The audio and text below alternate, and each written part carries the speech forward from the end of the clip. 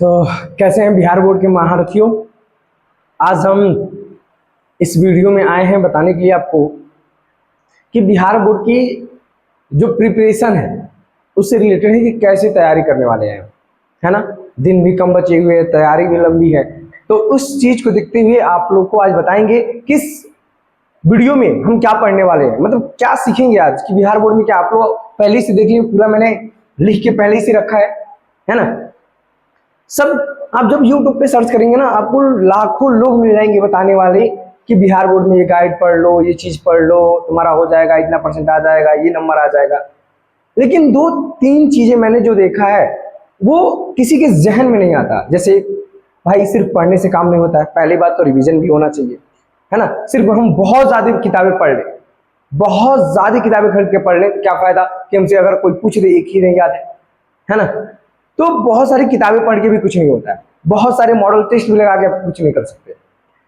आपको रिवीजन पे सबसे ज्यादा फोकस करना चाहिए कि रिवीजन कैसे करना है, चीजों को कैसे कम समय में पढ़ना है ना। तो इन सब चीजों के बारे में हम इसमें पढ़ने वाले हैं कि क्या वो चीजें होंगी जिससे हमारा 400 प्लस मतलब 450 प्लस नंबर आ जाए, ठीक है, 450 प्लस मार्क्स आ जाए। क्या क्या चीजें हैं, तो देखिए पहला हमारा यही क्वेश्चन है कि क्या बिहार बोर्ड में क्वेश्चन बैंक से संभव है, क्या संभव है भाई। तो क्या बिहार बोर्ड में सिर्फ इससे संभव है कि हम सिर्फ क्वेश्चन बैंक पढ़ लें और पास हो जाएंगे, यानी 450 प्लस नंबर आ जाए, 400 प्लस नंबर आ जाए, क्या सिर्फ इससे पॉसिबल है ना। दूसरा हमारा क्या है कि 3 मंथ 4 मंथ हमारे पास बचे होते हैं कि हाँ भाई अब 3 मंथ है 4 मंथ है, कैसे तैयारी करें, और हम तमाम सर्च करना शुरू कर देते हैं कि 3 मंथ में टॉपर कैसे बने, 1 मंथ में टॉपर कैसे बने, है ना। तमाम लोग आपको बताए भी रहे हैं कि हाँ 1 मंथ में आप टॉपर बन सकते हैं। तो अगला हमारा क्या है कि क्या मतलब 3 मंथ में कितना पोर्शन हम कर सकते हैं, क्या 3 मंथ में पॉसिबल है 400 प्लस। या देखिए 3 मंथ 2 मंथ जाहिर सी बात है, जो बच्चा साल भर पढ़ रहा है या 6 मंथ पढ़ रहा है वो काफी 3 मंथ से पढ़ने वाले बच्चे से काफी बेहतरीन होगा। 3 मंथ वाला यही कर सकता है, रट्टा मार सकता है ना। मैंने एक चीज इसमें छोड़ दिया, आपको बताने से मुझे याद भी आ गया कि सभी लोग कहते हैं अरे यार रट्टा मार लो, क्या ही दिक्कत है। तो रट्टा मारना सही है,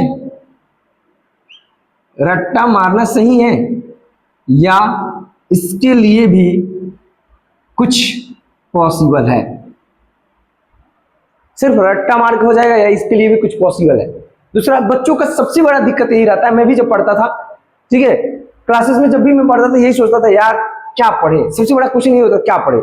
मार्केट में तमाम प्रकार के क्वेश्चन बैंक है, गेस पेपर है, मॉडल पेपर है, पीवाईज क्यूज हैं, तमाम ये चीजें पढ़ी है मार्केट में, तो क्या सिर्फ ये पढ़ने से पॉसिबल होगा।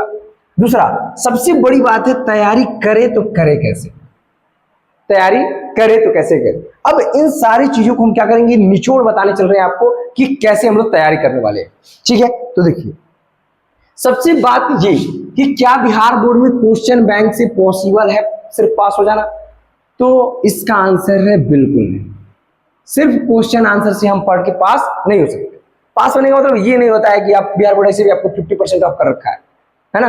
होता है ना दुकान पे गए आप सामान करने के लिए 100 रुपये का था, दुकानदार आपको लुभाने के लिए कहता है चल चलो खराब हो रहा है सामान 50 रुपये में लेते जाओ, तो वही ऑफ वाला बिहार बोर्ड में चलता है। तो क्वेश्चन बैंक से सिर्फ पढ़ के नहीं होने वाला, पहली बात।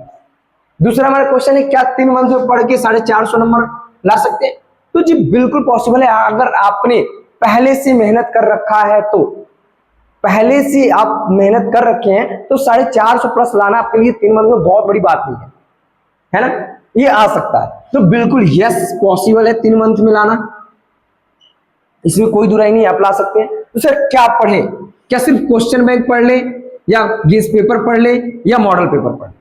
तो एक बात जान जाइए, ना सिर्फ गेस पेपर पढ़ने से होगा, ना सिर्फ मॉडल पेपर, या कोई इनमें से सिर्फ एक पढ़ने से पॉसिबल नहीं है, सब आपके पढ़ने पड़ेंगे। तो दिक्कत यही है कि सर मानिए पूरा नोट्स भी पढ़ना होता है, इतना लगाना भी है, कैसे कर पाएगा, पॉसिबल है ना।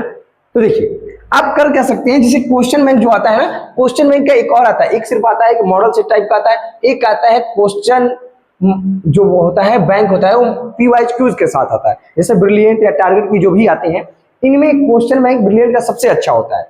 अगर मैं बात करूं कि गाइड कौन सा ले, मैंने इसका जिक्र नहीं किया कि क्वेश्चन बैंक किस कंपनी का ले, तो ब्रिलियंट वाला सबसे अच्छा है।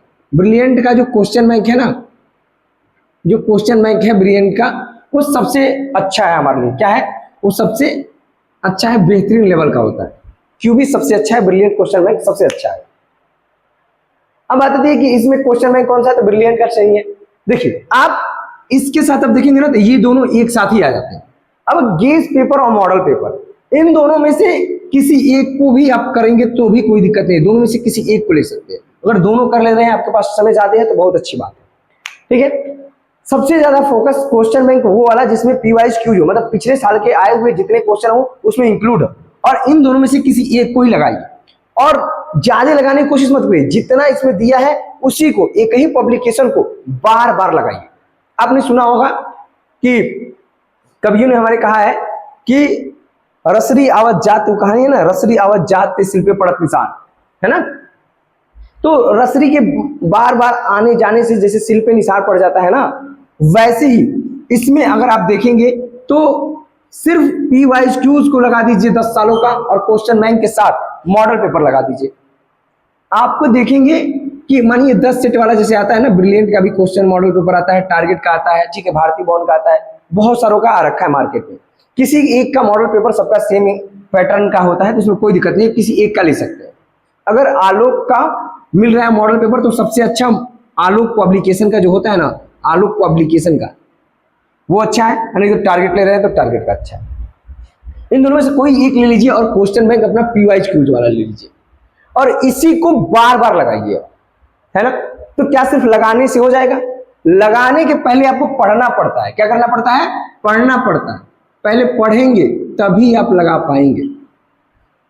और जब पढ़ेंगे आप, तो सबसे बड़ी दिक्कत आपको यही आएगी कि आप पढ़ तो रहे हैं लेकिन याद नहीं हो पा रहा है, और ना आपसे रिवीजन हो पा रहा है। आप देखिए बहुत ऐसे बच्चे हैं जो पढ़ते हैं, बहुत सारे क्लासरूम में जब हम पढ़ाते हैं हम लोग, तब भी कहते हैं सर पढ़ने को तो हम लोग पढ़ ले रहे हैं, याद पूरा चैप्टर पढ़ ले रहे हैं, लेकिन दिक्कत है याद ही नहीं रह पा रहा है। या तो हम पढ़ लिए बहुत ज्यादा, तो उसको फिर से मोटे मोटे नोट्स हो जा रहे हैं, उसको रिवीजन नहीं कर पा रहे।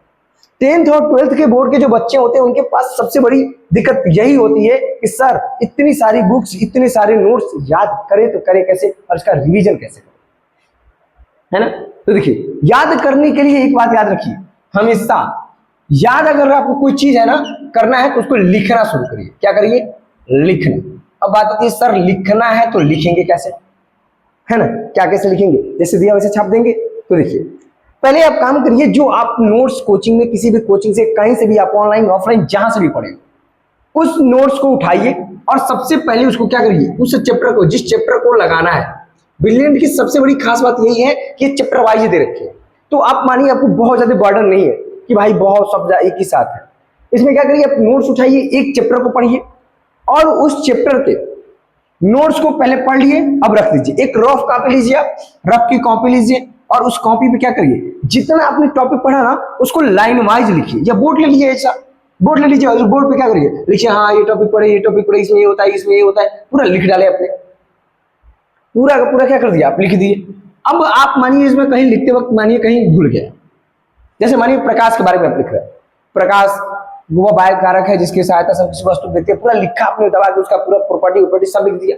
मानिए आप आते आते भूल गए प्रकाश का नियम क्या है, मानिए भूल गए, तो अब उसके लिए क्या करेंगे आप, तो उसके लिए क्या करिए, जितना आपने लिखा ना वहां तक लिख दीजिए, सोचिए 2-3 मिनट रुकिए और सोचिए, नहीं हो पा रहा है फिर नोट्स देखिए, फिर से पूरा पढ़िए स्टार्टिंग से एंड तक, फिर से बंद करिए और फिर लिखना स्टार्ट करिए। आप मानिए लिख लिया आपने, जब आप लिखे मानिए पूरा लिख ले जा रहा है, तब क्वेश्चन बैंक को उठाइए PQIज वाला और उसको और मॉडल पेपर को लगाना स्टार्ट करिए। आप देखेंगे ना आपको स्टार्टिंग में 5 से 10 दिन दिक्कत आएगी, उसके बाद जब ये आपका हैबिट हो जाएगा ना तो आपको मजा आने लगेगा और कहेंगे कि हाँ क्या गजब तरीके से हमने एक ही साथ याद भी कर लिया और रिवीजन भी हो गया। क्यों? क्योंकि देखिए इसको कितना बार आपने एक बार लिखा है ना, उस लिखे हुए से आपने क्वेश्चन लगाया, तो क्वेश्चन लगाया तो ये आपका रिवीजन हो रहा है, क्वेश्चन के थ्रू रिवीजन हो रहा है। यानी जो हम रिवीजन करने का तरीका अपनाते हैं ना वो PYQ के माध्यम से हम अपनाते हैं। यही कारण है कि हम लोग के बैच में जितने हम लोग बैच में बच्चे पढ़ाते हैं हर साल 100% फर्स्ट डिवीजन से पास हो जाते हैं। कारण क्या है कि रिवीजन का तरीका हमारा क्या रहता है, क्योंकि PYQ लगवाते हैं। अब लगाएंगे तो उसमें रिवीजन आएगा, जहां वो फंसेगा वहां वो देखेगा और देखेगा तो फिर से अगले टाइम जब पीवाईज क्यूज लगाएंगे तो उसको याद भी हो जाएगा और क्या हो जाएगा, रिवीजन भी हो जाएगा। ठीक है, तो आपके कितने डाउट सॉल्व कर दिए मैंने। पहला कि क्वेश्चन बैंक या गेस पेपर इन सबसे हो गया। अब दिक्कत ये है तैयारी कैसे करें। सर आपने तो बता दिया, अब इतनी सारी चीजें बता दी, मानिए सबसे बड़ी दिक्कत ये है बार बार पढ़ो बार बार लिखो। इसके लिए हम क्या करें, तैयारी कैसे करें। तो देखो पेपर में ना जो सबसे बड़ी चीज होती है हमारे लिए ना, वो टाइम मैनेज करना होता है। टाइम हमारा जो होता है ना, टाइम यही हमसे मैनेज नहीं हो पाता है, इसका प्रबंधन हम अच्छे से नहीं कर पाते। याद रखिए हर बच्चा ना समान रूप से पढ़ के गया हुआ है। आपके साथ पढ़ने वाला बच्चा टॉपर बन जाता है, आप टॉपर से पीछे रह जाते हैं। दिक्कत एक ही चीज का है कि उसने जब प्रैक्टिस कर रहा था ना, ये जो रिवीजन टेस्ट जो कर रहा था, उसके लिए क्या वो कर रहा था, तो उसके लिए वो रिवीजन तो कर रहा था लेकिन टाइम भी उसके साथ मैनेज कर रहा था। जब वो क्वेश्चन सॉल्व कर रहा है तो वो क्या करता है, टाइम मैनेज करता है, और टाइम मैनेजमेंट वही उसको क्या करता है, एग्जाम में बेनिफिट करता है। तो याद रखिएगा जब आप क्वेश्चन बैंक या कोई भी चीज कर रहे हैं तो एक घड़ी रखिए, स्टॉप वॉच, उसमें क्या करिए, ऑन करिए और उसमें क्वेश्चन सॉल्व करिए, पूरा 3 घंटा उसमें टाइम दीजिए। मानिए अगर एक चैप्टर लगाइए अपने प्रकाश में लगाया तो उसमें टाइम फिक्स करिए कि इस चैप्टर 1 को मैंने कितना समय में सॉल्व करना है। मानिए अपने समय रखा 2 आवर्स, 2 आवर्स का स्टॉप वॉच ऑन कर दीजिए और देखिए 2 आवर्स में आप कितने अच्छे तरीके से कर पा रहे हैं कि नहीं कर रहे। ठीक है, सबसे बड़ी दिक्कत है आपके पास नॉलेज बहुत है लेकिन आप मैनेज टाइम को नहीं कर पाते हैं कि उसमें एग्जामिनेशन में हमको 3 घंटे में लिखना कैसे है। और वाकई में बहुत टफ काम है, पूरे साल का सिलेबस 3 घंटा, एक प्रेशर, एक टाइम का।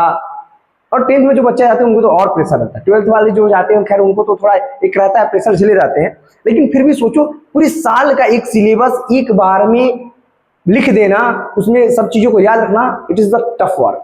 ये अपने आप में एक टफ वर्क है और ये मैं मानता भी हूं। तो मानो अब टफ कार्य है तो आसान भी करना है ना। मानो जो जोड़ लगाता पत्थर भी पानी बन जाता, इंसान जोड़ लगाए तो क्या नहीं बन जाता है। माजी द माउंटेन मैन को देखिए, उन्होंने पहाड़ी पूरा तोड़ डाला। तो पहाड़ जैसा सिलेबस को अगर करना है आपको तो माजी तो बनना पड़ेगा, और माजी बनने के लिए माजी के जैसा तपना पड़ेगा आपको, यानी वर्क तो करना पड़ेगा। तो वर्क करने के लिए सबसे बड़ी दिक्कत क्या आती है, कितना घंटा पढ़े गुरुजी, कितना देर पढ़ ले। चाहे 10 घंटा पढ़ ले तो हो जाएगा, 8 घंटा पढ़ ले तो हो जाएगा, 2 घंटा पढ़ ले तो हो जाएगा। कितना घंटा पढ़ना है ये डिपेंड करता है कि आपका जो माइंड ऑब्जर्व करने की कैपेसिटी है वो क्या है। आपके साथ पढ़ने वाले बहुत ऐसे बच्चे होंगे जो आप 10 घंटे में नहीं कर पा रहे, वो 3 घंटे में कर ले रहे हैं, तो उनके लिए आपका 10 घंटा उनके 3 घंटा के बराबर होगा। तो ये डिपेंड करता है आप कितना जल्द सीख पाते हैं। लेकिन मिनिमम एक स्टूडेंट को 8 आवर्स तो पढ़ना चाहिए, 8 घंटा तो पढ़ना चाहिए। ठीक है, और 8 घंटा उसे सोना चाहिए। ऐसा रूल नहीं है कि 8 घंटा सोना ही चाहिए, हर किसी की बॉडी अपने अकॉर्डिंग होती है। ठीक है, तो 8 घंटा तो मिनिमम आपको पढ़ना ही चाहिए। तो हो गया ये। दूसरा, बोर्ड में लिखना कैसे शुरू करें और कहां से शुरू करें। सबसे इंपॉर्टेंट काम बोर्ड का यही होता है। आधे बच्चे इसी में कंफ्यूज होते हैं कि बोर्ड में आखिर में हम लिखना कहां से शुरू करें और लिखते वक्त क्या क्या बात ध्यान रखें।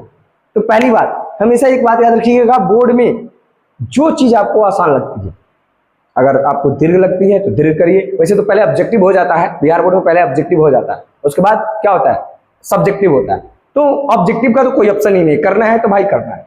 ठीक है, उसमें भी जो क्वेश्चन आपको आ रहे हैं, देख रहे हैं, आप जल्दी जल्दी कर सकते हैं, उस पर ज्यादा फोकस करिए। और कहां से आएगा, पढ़ पढ़ के ही आएगा।